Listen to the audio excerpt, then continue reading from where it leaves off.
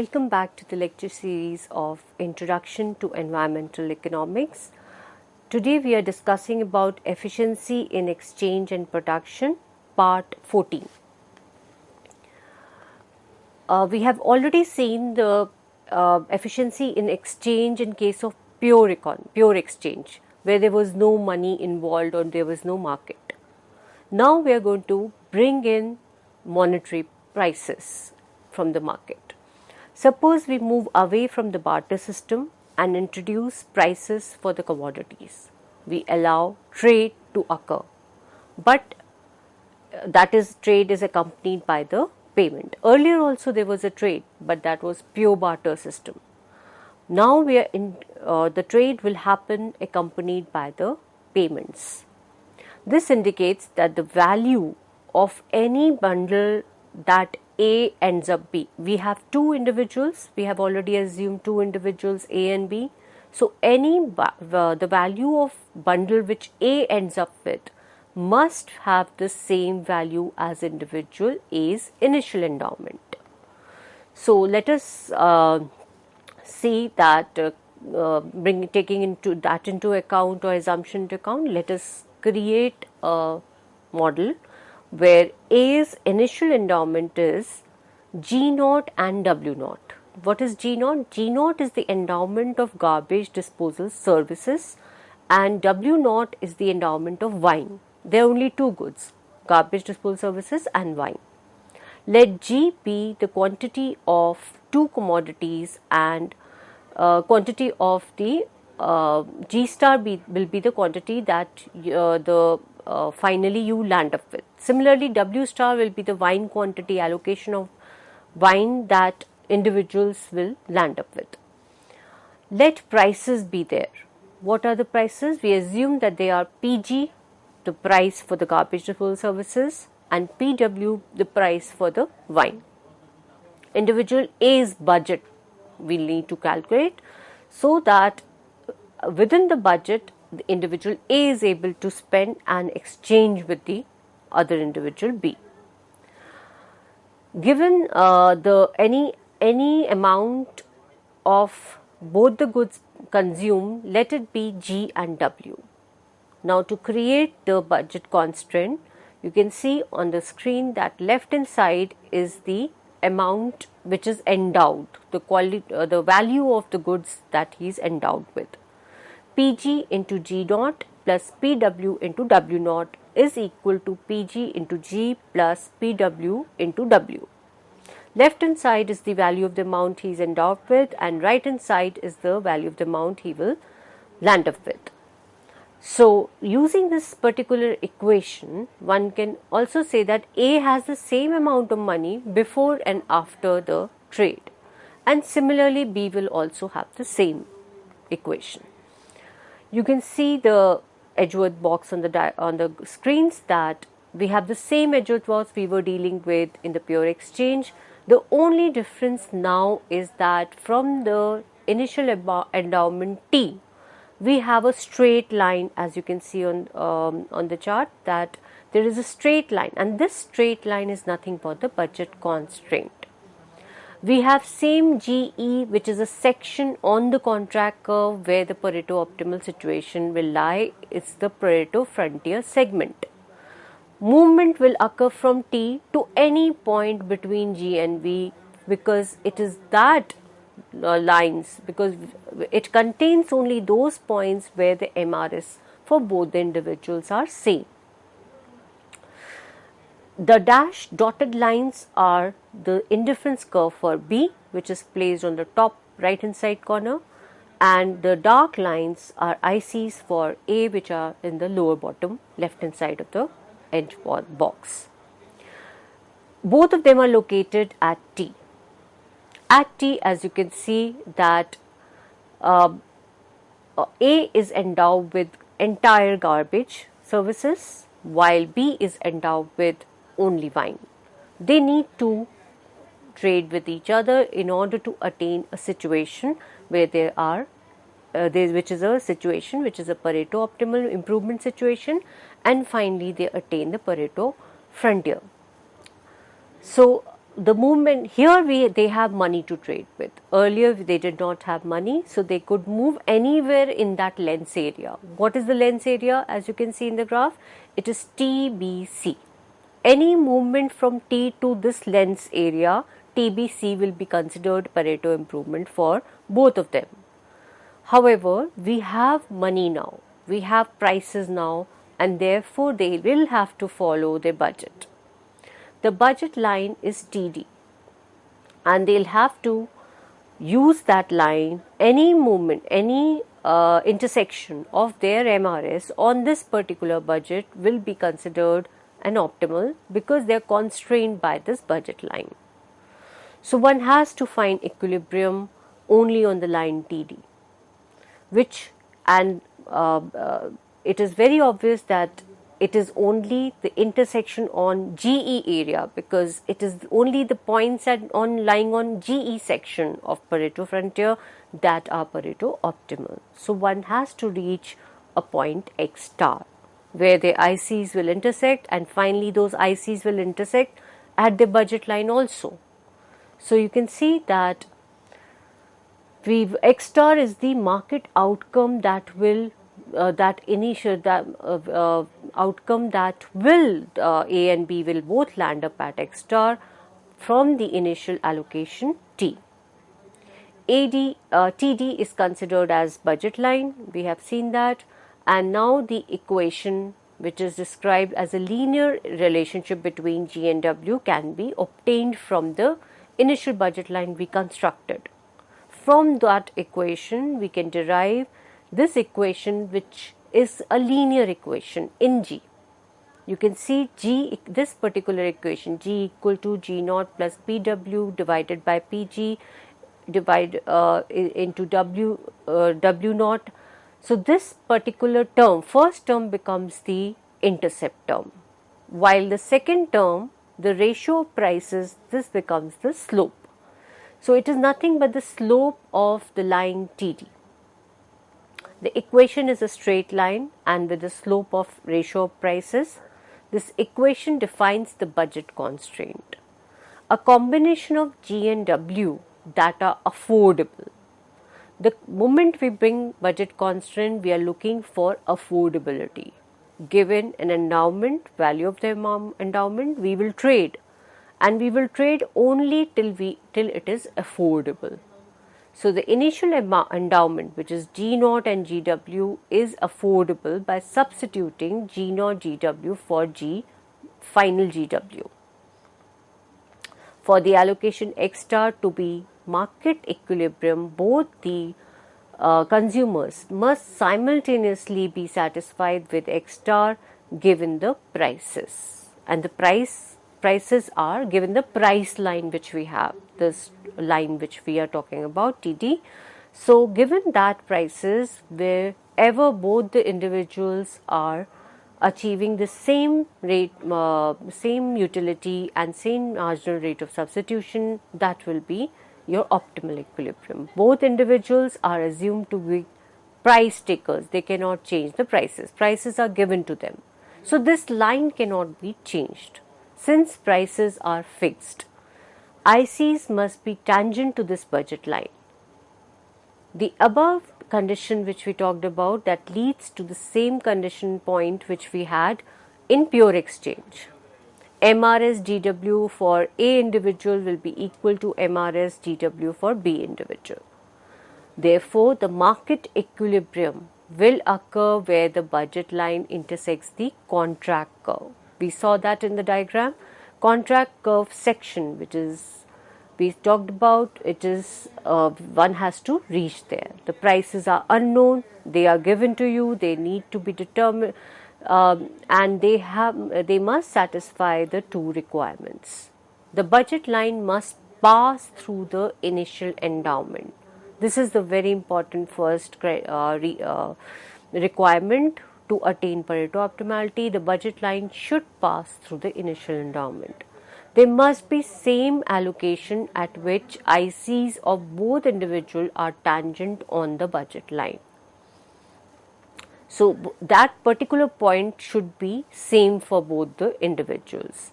then they will land up with that situation. Market equilibrium results in Pareto optimal allocation. The moment we brought prices in market, we saw still we are able to move the situation or the allocation state of economy from T to the point X star. Market is efficient, either A or B can negotiate directly, leading to a set of possibilities for efficient allocation on the contract curve. There exists other allocations on the contract curve also that are Pareto optimal, but will not result into an efficient situation given that the price system is operating and the prices are given to you. So there is only one allocation possible. In case of pure exchange, there were many possibilities. But in case of price system, we have only one possibility, and that is X star. In the initial endowment is different. If the initial endowment is different and B possesses some kind of garbage disposal services, while in this case B was not possessing any, and it is not wine, then he may buy less disposal services and agree to sell some of the wine. As a result, by changing the initial distribution of garbage disposal services and wine, any point can be achieved on the contract curve that becomes Pareto frontier using the price system. So the only thing one needs to take care here is that the price line should pass through the initial allocation or initial distribution endowment. The above two results are also known as fundamental results of theorem of welfare economics, that a market equilibrium will lead to Pareto optimality, and any Pareto optimal situation can be obtained through as a result of market equilibrium simply by adjusting the initial endowment. Now, in exchange, we saw that we were more concerned about moving the goods and good or bad and among the individuals and improve everybody's welfare. We are now attempting different ways of dividing the you can say any good or pie. And now we focus on combining the resources to produce goods and services. We were talking about the consumption and utility and welfare side. Now we are moving on to efficiency in production. Production basically means that we have limited resources, and with those resources we need to produce goods and services of our wants. And here we have to assume certain things regarding production. While producing two new goods or bad, sometimes bad is considered as environmental case, our objective is to achieve efficiency in production. Suppose there is a land. We need to talk about resources here because one can think of production only through resources. There is a land which can be used for producing both wine or disposing of the garbage, which the same example we take, wine and garbage disposal system. Then we have a land for that. And what are the resources? There is one land and there is a labor. Now that can be either used for wine or garbage production or both.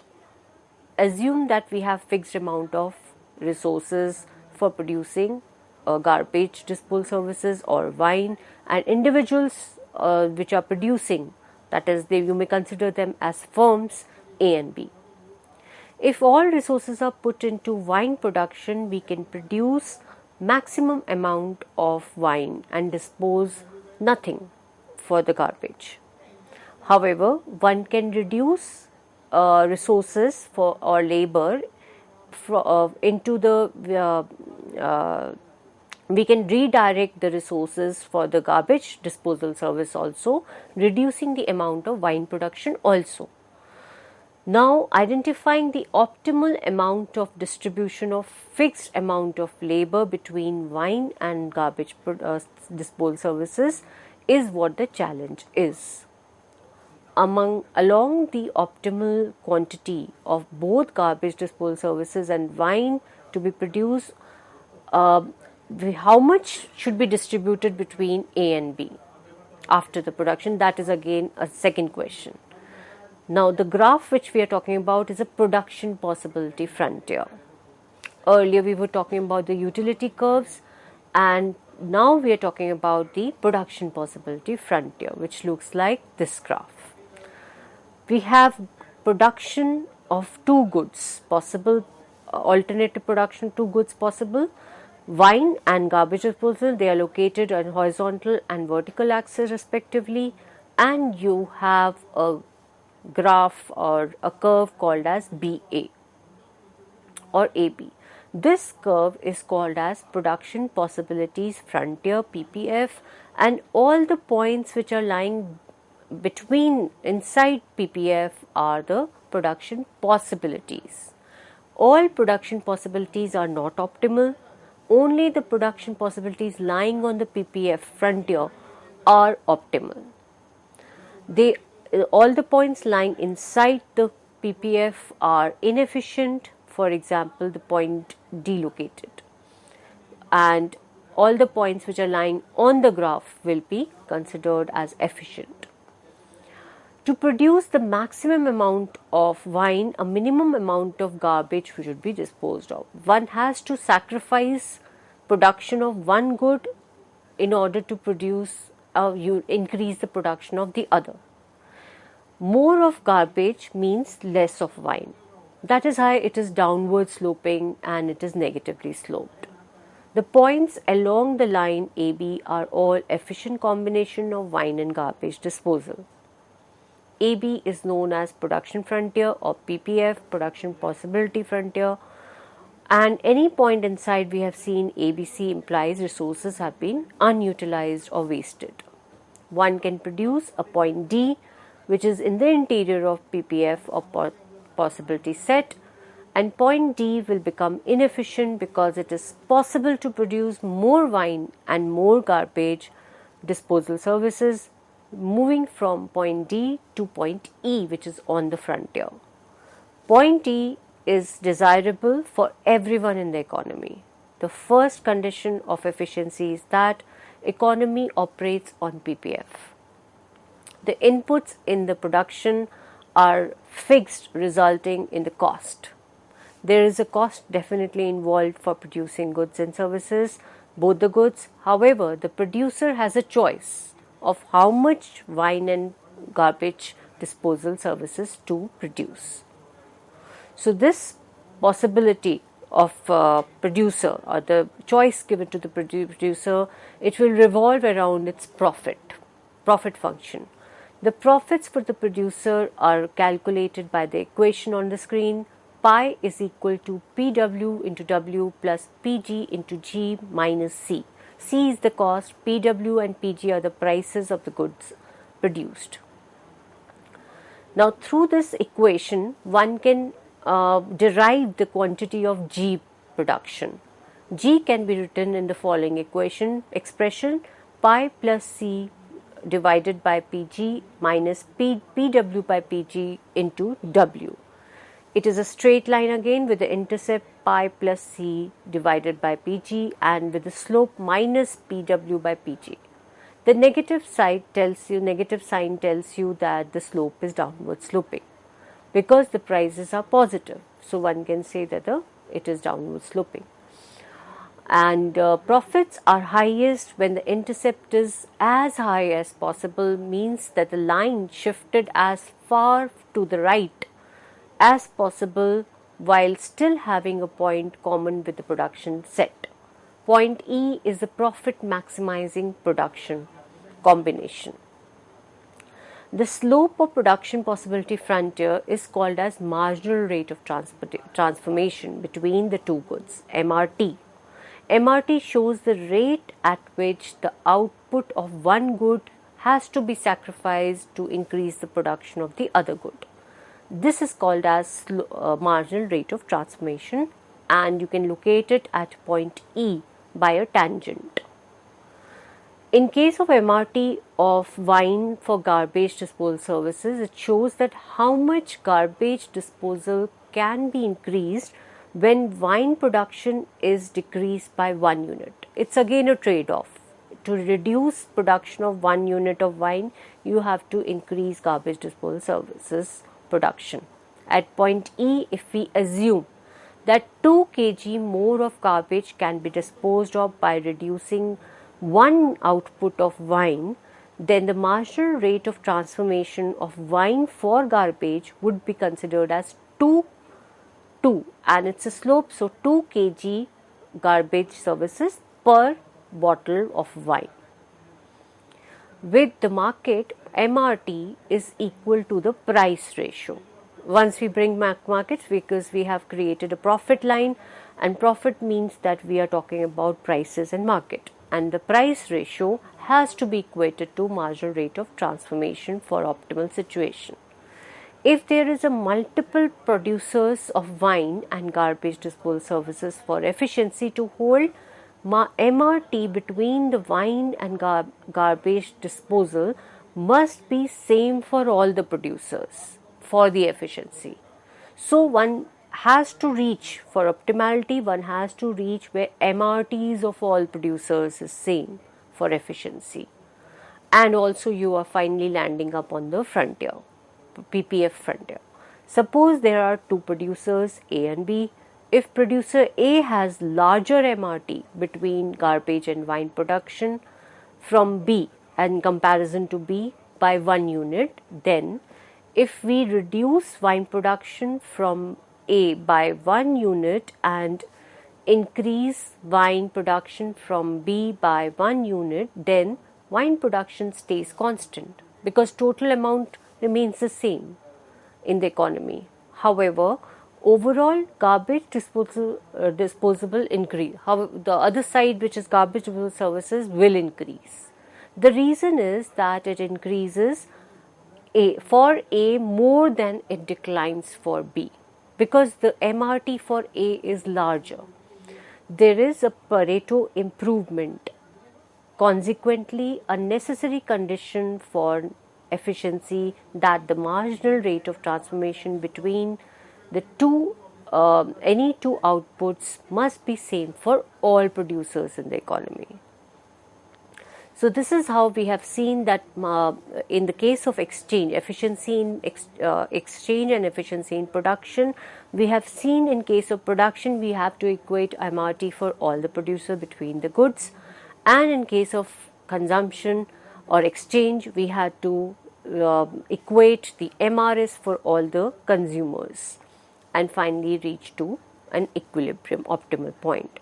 The 2 fundamental theorems have been proved in this example. The uniqueness of this particular lecture was that we had taken an environmental good, which is garbage disposal services. So we are applying the concepts of welfare economics as fundamentals of welfare economics in environmental economics, taking the cases of pollution and environmental related cases. Now, the conclusion of this lecture is that the lecture overviewed the concept of efficiency. We have been talking about the concept of efficiency in the earlier lectures also, that what is the difference between efficiency and equity, what is Pareto optimality, how do you attain that, and Pareto optimality and equity efficiency, the relationship between them. And the concept of Pareto optimality was also revised and touched upon in the lecture.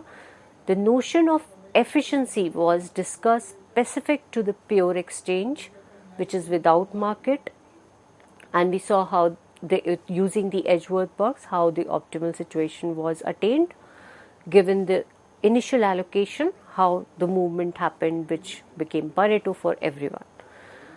The notion of efficiency was discussed in the exchange considering the market also, where we introduced prices, and using the prices we attained again the optimal situation by moving from the initial endowment to the contract curve. In exchange case, we had the contract curve as a benchmark for optimality, and any movement from initial exchange to the contract curve was considered Pareto improvement and Pareto efficient.